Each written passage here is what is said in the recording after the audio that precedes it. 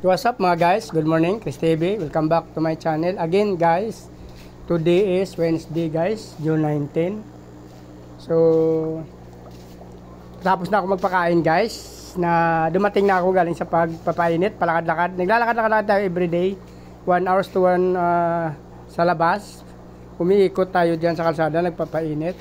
Since hindi na natin wala na tayong ginagawa dito. So, naglalabas tayo para mainitan guys. Dumating na ako dito sa bahay, tapos nagpahinga at kumain, nag-check ng ating mga fish kasi napakain naman na natin kanina bago umalis.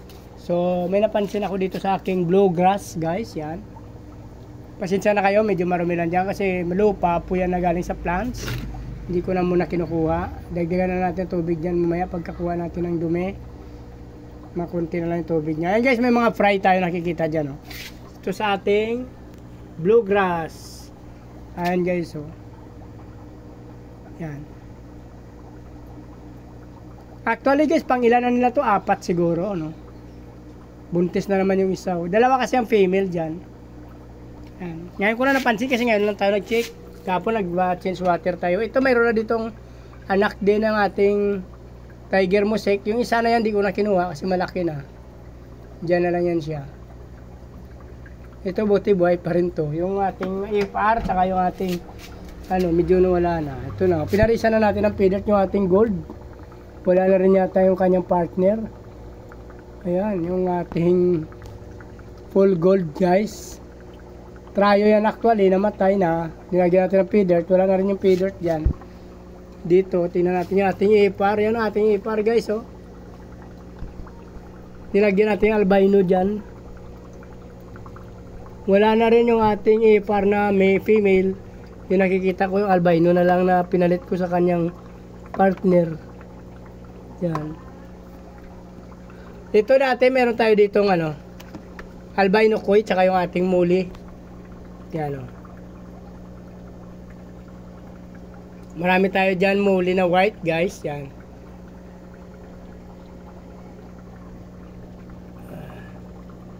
Ito albino koi. Mayroon na tira dyan na 2 female at 1 male. Gawin ko na lang future breeder na lang yan. Dito wala nang mga partner pala guys. Dito naman sa kabila guys, update ko kayo. Yan may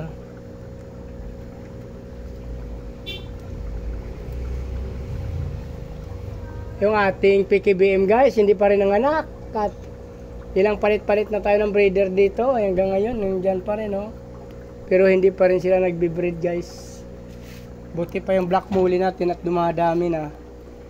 Ito yung ating feeder koi na crossbreds.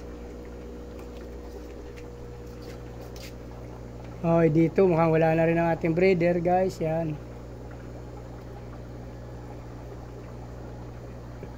Hindi na natin napapansin yung feeder natin. Yan, oh. Ano ba to? Feeder koi din to guys. So yan. Wala na. Yan. Mayroon siyang feeder dyan na male, pero yung mga partner niya wala na. Humina kasi ang ating dyan. Bukang magpapalit na tayo ng tubig lahat. All in all, na tayo. Must change water. Kaya nga po naka-change water tayo dito lang banda. Dito napalitan ko na ito ng tubig kahapon. Hindi ko lang na video yan guys. Oh. Mga bago na yung mga tubig dito yan. Dito mga bago ng tubig yan, oh. Ating feeder. Dito wala pa ito laman. Nilagyan ko lang muna yan para hindi magkaroon ng lamok.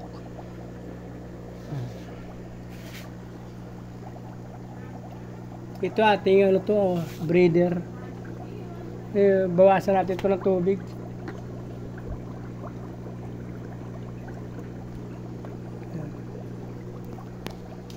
Dito magpapalitin tayo kasi wala na ito naman. Janitor na lang. Naibenta na natin dyan. Ating chitra. Ito, marami ito. Feeder koi din to guys. Yan. Ito naman yung ating feeder na male. Juvenile pa lang sila. Ito yung susunod natin doon sa ina-out natin sa labas. Yan. Para may kasunod na. Mayroon pa yan dito kasunod. Maliliit pa. Ito. Mayroon pa din natitira dito na feeder dyan. Mga feeder pen dyan. So dito na lang guys, para hindi na umaba ang video na ito. Kung natapos nyo at nasundan yung video na to, paki-like na lang. Like, share, follow, and subscribe sa aking YouTube channel. Pindutin nyo na yung notification bell guys para updated kayo sa mga video na in-upload natin araw-araw. So maraming salamat sa patuloy na suporta at panonood. Paki-follow nyo na rin yung aking Facebook page, Chris Molino. Maraming salamat. Mabuhay kayo hanggang gusto nyo.